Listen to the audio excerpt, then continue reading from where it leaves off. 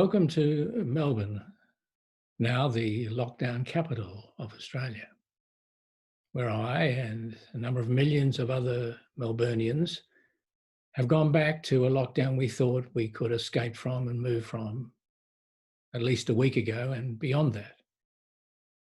And this further lockdown has caused a lot of pain and stress amongst many of us. Unable to continue businesses that were starting to open, unable to visit friends. And we watched with great sadness the pressure that were put on those in the units and flats in Flemington around there, who were locked down immediately and without often the access of resources and social support they needed at that time. So this Victorian and Melbourne lockdown has caused us much pain, many of us, anxiety, concern, worry how we'll cope in the weeks ahead, and unable to do the things we had longed for and hoped for. For me, the image that I kept coming back to is I'm back to my cave. And this is, as you see behind me, this is my cave. This is where I have been based for several months, unable to fly, to travel. It's where I work, it's where I think, it's where I pray, it's where I rest. It is my cave. And going back to the cave is okay at times, but it can be quite stressful because, like most of you, I want to get out of this cave. I want to see you, I want to travel, I want to move around and enjoy the riches of this land.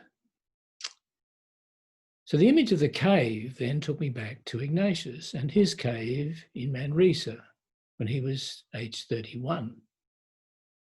As you will remember, Ignatius was severely injured in the Battle of Pamplona at the age of 30. His leg was severely broken, didn't heal properly, it had to be broken again. And in that period of recuperation, which must have been pretty tough, he starts to think, well, what is all this life about? And so as he comes out of recuperation, he decides to go on a journey. And at the age of 31, a year later, he heads on a very long journey, and part of that journey takes him to the town of Manresa and to a cave there where he spends many months in that cave. And in that cave, he's starting to consider his life, where it's come from, where it might go, what it means. And we should not romanticize this period of time, at least some aspects of it. It was an incredibly difficult time. He becomes anxious, scrupulous, considers self-harm. It is quite a difficult time. At the same time, he starts to realize important things that about his life and the life God has given him that will change his life forever.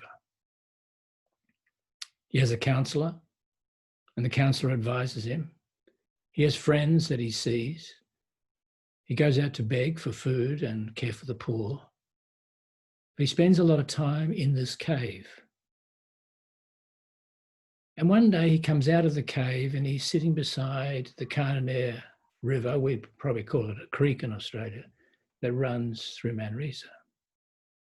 And is there sitting beside this Carnair River that he receives insight, powerful spiritual insight, that he says remained with him, sustained him, and continually enriched him for the rest of his life. Powerful experiences.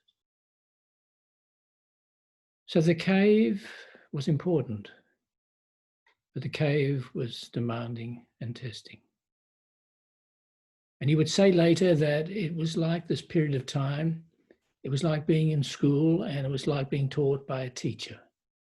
That God was a teacher teaching him as a teacher would teach a child.